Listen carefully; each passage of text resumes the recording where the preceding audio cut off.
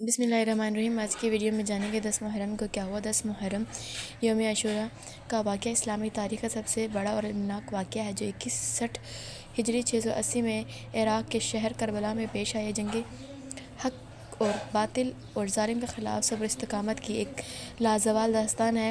واقعے کا پس منظر امیر معاویہ کے انتقال کے بعد ان کے بیٹے یزید نے دمشق میں حکومت سنبھالی اور تمام مسلمانوں سے زبردستی اپنی بیعت وفاداری کا عہد لینے کا حکم دیا۔ یزید کا کردار اسلامی اصولوں کے منافی تھا، اس لیے رسول صلی اللہ علیہ وآلہ وسلم کے نواسے حضرت امام حسین علیہ السلام نے اس کے ہاتھ پر بیعت کرنے سے صاف انکار کر دیا۔ امام حسین کا موقف تھا کہ اگر انہوں نے یزید کی بیعت کر لی تو اسلام کا اصل چہرہ منسوخ ہو جائے گا اور ظلم و جبر کو قانونی حیثیت مل جائے گی۔ کوفہ والوں کے خطوط اور سفر کربلا۔ جب امام حسین نے بیعت سے انکار کیا تو آپ مدینہ سے مکہ شریف لے گئے۔ اس دوران کوفہ عراق کے لوگوں نے آپ کو ہزاروں خطوط لکھے کہ آپ کوفہ تشریف لائیں، ہم یزید کے ظلم سے تنگ ہیں، آپ کو اپنا امام اور خلیفہ ماننا چاہتے ہیں۔ کوفہ والوں کے اصرار پر امام حسین نے اپنے چچا زاد بھائی حضرت مسلم بن عقیل کو صورتحال کا جائزہ لینے کوفہ بھیجا۔ شروع میں کوفہ کے لوگوں نے مسلم بن عقیل کا ساتھ دیا، لیکن بعد میں یزید کے گورنر ابن زیاد کے ظلم و ستم اور لالچ کے خوف سے سب نے ساتھ چھوڑ دیا۔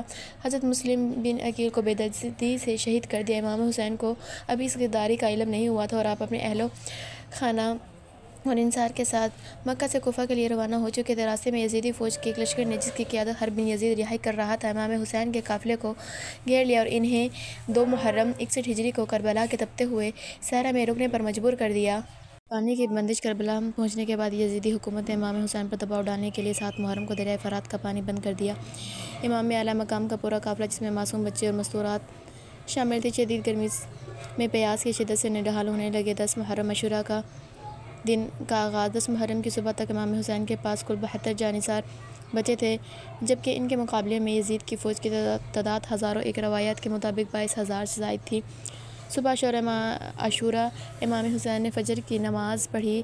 آپ نے اتمام حجت کے لیے یزیدی لشکر کے سامنے ایک فظیع و بلیغ خطبہ دیا اور فرمایا: اے لوگو، جلدی نہ کرو، میری بات سنو، دیکھو میں کون ہوں، میں تمہارے نبی کا نواسہ ہوں، علی اور فاطمہ کا بیٹا ہوں، کیا میرا خون تمہارے لیے حلال ہے؟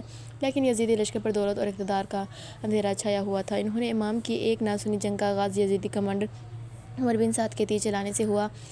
ایک ایک کر کے امام حسین کے جانشین میدان جنگ میں گئے اور بہادری سے لڑتے ہوئے شہید ہو گئے۔ اصحاب حسین سب سے پہلے امام کے مخلص دوست اور غلاموں نے اپنی جانیں قربان کی، جنہوں نے آخری سانس تک امام کا ساتھ دینے کا حق ادا کیا۔ بنی ہاشم حساب کی شہادت کے بعد امام کے خاندان کے بحریہ حضرت امام حسین کے نوجوان بیٹے حضرت قاسم شہید ہوئے۔ امام حسین کے کڑیل جوان بیٹے حضرت علی اکبر، جو شکل و صورت میں بالکل رسول صلی اللہ علیہ وآلہ وسلم جیسے تھے، سینے پر نیزہ کھا کر شہید ہوئے۔ امام حسین کے بھائی اور علمدار حضرت عباس علمدار جب بچوں کے لیے پانی لینے دریا پر گئے تو ان کے دونوں بازو قلم کر دیے گئے اور وہ پیاسے ہی شہید ہو گئے۔ حضرت علی اصغر کی شہادت۔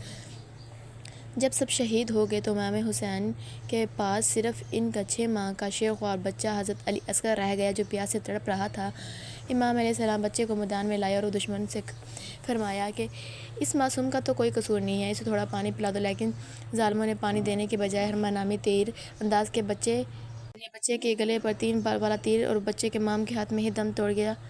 آخر میں امام حسین بالکل تنہا رہ گئے۔ آپ شدید زخمی، پیاسے اور اپنوں کے داغ سے چور ہونے کے باوجود میدان میں اترے۔ آپ نے ایسی شجاعت سے جنگ کی کہ دشمن کی صفیں الٹ دی، لیکن آپ پر ہر طرف سے تیروں، تلواروں اور پتھروں کی بارش ہو رہی تھی، یہاں تک کہ آپ کا جسم چھلنی ہو گیا۔ آپ گھوڑے سے زمین پر تشریف لائے۔ جب عصر کا وقت ہوا تو امام حسین نے سجدے میں سر رکھا۔ اس حالت سجدہ میں ظالم شمر ذیل جوشن نے آپ کا سر مبارک جسم سے جدا کر دیا۔ امام حسین کی شہادت کے بعد یزیدی فوج نے امام کے خیمے کو آگ لگا دی، ان کا مال و اسباب لوٹ لیا۔ رسول صلی اللہ علیہ وسلم کے خاندان کی پاک دامن عورتوں بشمول حضرت زینب علیہ السلام اور امام حسین کے بیمار بیٹے حضرت امام زین العابدین کو قیدی بنا لیا۔ شہداء کے سروں کو نیزوں پر بلند کیا، پہلے کوفہ پھر دمشق میں لے جایا گیا۔ کربلا کی جنگ بظاہر یزید نے جیتی، لیکن حقیقت میں یہ امام حسین کی ابدی فتح تھی۔ حضرت امام حسین نے اپنی اور اپنے خاندان کی قربانی دے کر اسلام کو ہمیشہ کے لیے زندہ کر دیا۔ یہی وجہ ہے کہ آج بھی دنیا امام حسین کو احترام اور عقیدت سے یاد کرتی ہے، جبکہ یزید کا نام ظلم اور بدنامی کی علامت بن کر رہ گیا ہے۔ قتل حسن اصل میں مرگ یزید ہے، اسلام زندہ ہوتا ہے ہر کربلا کے بعد۔